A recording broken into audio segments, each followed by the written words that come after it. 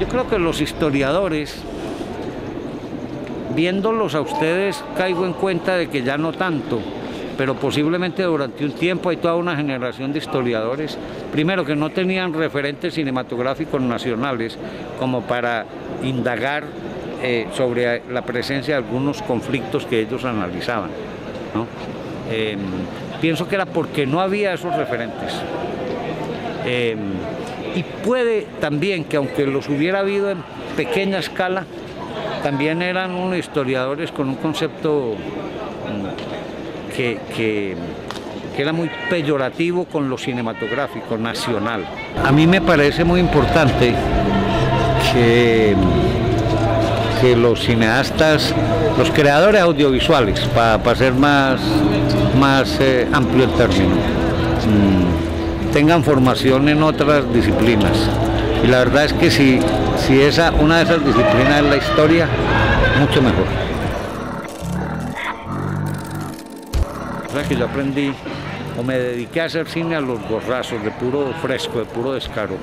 Y yo no sabía, yo no conocía la gramática mínima del cine. No tenía disciplina del set, no había estudiado eso. Yo estudié antropología en la Universidad Nacional.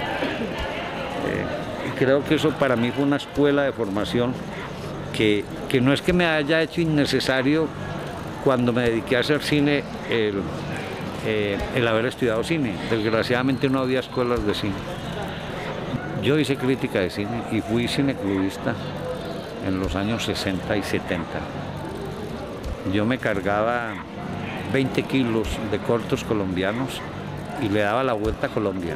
Mira, el movimiento de los indignados ingleses de los años 50, de finales de los 50, que son autores como Tony Richardson, John Lessinger, Joseph Losey, Karel Reisz, se originaron en el cineclubismo y en la crítica cinematográfica. Y después se hicieron grandes clásicos del cine. La nueva ola francesa, Truffaut, Godard, Chabrol, Agnès Varda, se originaron en la crítica de cine. Ellos dirigían la revista Cahiers du Cinéma, que ahí quedó, ahí está, y hicieron grandes películas también.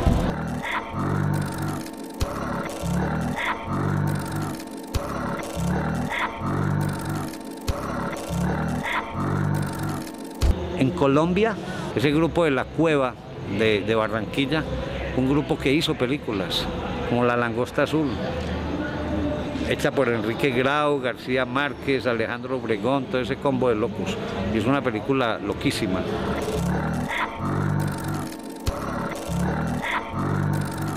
El grupo de Cali es conformado por cineclubistas y sigue siendo un grupo de cineclubistas. Los nuevos valores caleños, tipo Antonio Dorado, Óscar Campo, los reconocidos como Mayolo, Andrés Caicedo, Luis Ospina, son formados en el cineclubismo y en la revista Ojo al Cine.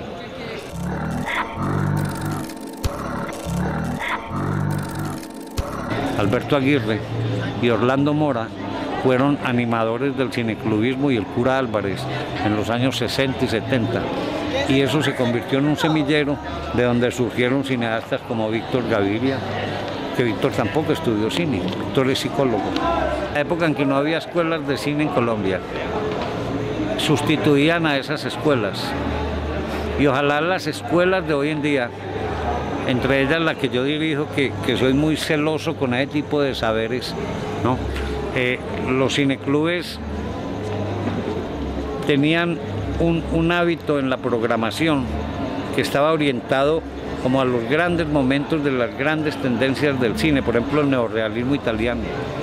Yo creo que cuando uno ve de joven una película como Humberto D. O como Ladrón de bicicletas, de Vittorio De Sica, uno deja de ser el mismo y cuando ya le toca hacer cine o quiere hacer cine, es inevitable que esa influencia lo marque. A mí no me parece casual, por ejemplo, que la película de Víctor Rodrigo D. se llame Rodrigo D. en algo debe estar inspirada en el efecto que produjo en él una película como Humberto D.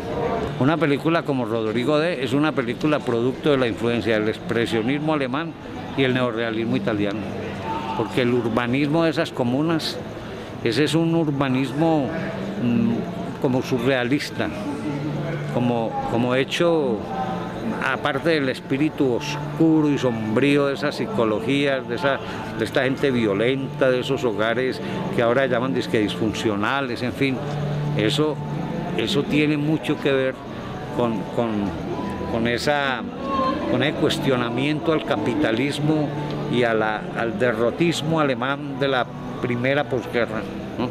De las películas de Murnau y de Fritz Lang, ¿no? De modo que el movimiento cineclubista sí definitivamente es un factor que en su momento, porque ahora el cineclubismo está muy diluido, ¿no?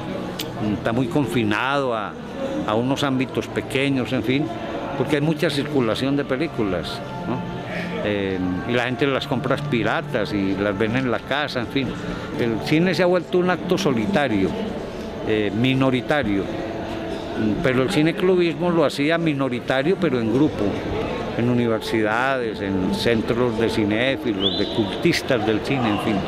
Yo creo que hay películas muy importantes en Colombia sin las cuales sería imposible identificar las características de un momento del país sin consultarlas, sin verlas. Pienso que, por ejemplo, Chircales, de Jorge Silva y Marta Rodríguez, es un referente importante sobre el tema de la explotación del trabajo infantil en ciertas zonas, digamos, de la economía informal de Bogotá, los chircaleros. Pienso que una película como El río de las tumbas, de Julio Luzardo, es forzosa de analizar cuando se indaga el tema, por ejemplo, del río Magdalena como el río de los muertos y de la violencia en Colombia, que es algo que sigue. El río Magdalena es un cementerio desde esa época y durante la época también de Ramón Izaza, que además dijo, no, yo cadáveres o restos de desconocidos o cementerios no quedan de la gente que yo maté, porque yo los mataba y los tiraba al río. Y pienso que Marsella, por ejemplo, que es un codo del río Cauca, es un lugar, es un cementerio de cadáveres de gente que es asesinada en Cali y en el norte del valle, que los arrojan al Cauca.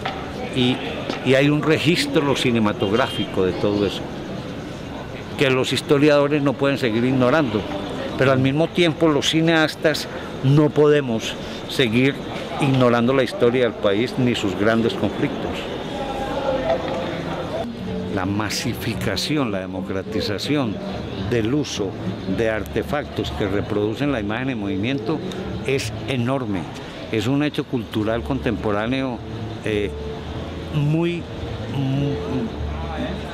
atractivo, digamos. Plantea un reto, digamos, no solo, le plantea un reto, por ejemplo, enorme a los cineastas profesionales, a los profesionales de la imagen.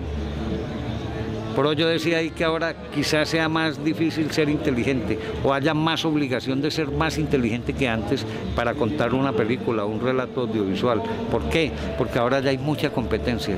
Ahora la competencia es cada ciudadano, porque cada ciudadano tiene una cámara y ha convertido esa cámara en un instrumento de su lucha social. Ahora los estudiantes, los campesinos, los paperos, los lecheros, los indígenas tienen cámara. Y la cámara va adelante mostrando la respuesta del enfrentado, del ESMAD. Hay, por ejemplo, un episodio que pasó en Boyacá que fue muy interesante, y es la campesina esta que grabó a los del ESMAD que disparaban y tiraban gases lacrimógenos a su casa y les decía, aquí lo estoy filmando, súbanse, esta noche véanse en YouTube. Eso quiere decir que la opinión general, que ya no es necesario tener grado o título de cineasta, haber estudiado esa gramática, porque ellos están construyendo su propia gramática sobre la marcha de las luchas sociales. Entonces, eso sí plantea situaciones muy novedosas, muy interesantes, no solo para los los más elaborados en la formación audiovisual, los estudiantes de cine, en fin, no solo para ellos, sino para la sociedad en general. Yo les cuento, el aparato del Estado, los cuerpos de seguridad del Estado están muy preocupados con eso, porque ya van quedando evidencias, testimonios irrebatibles de la brutalidad que ellos emplean en el enfrentamiento de las luchas sociales, ¿no? De modo que eso sí plantea una situación inédita que era inimaginable hasta hace unos 15 años. Excelente.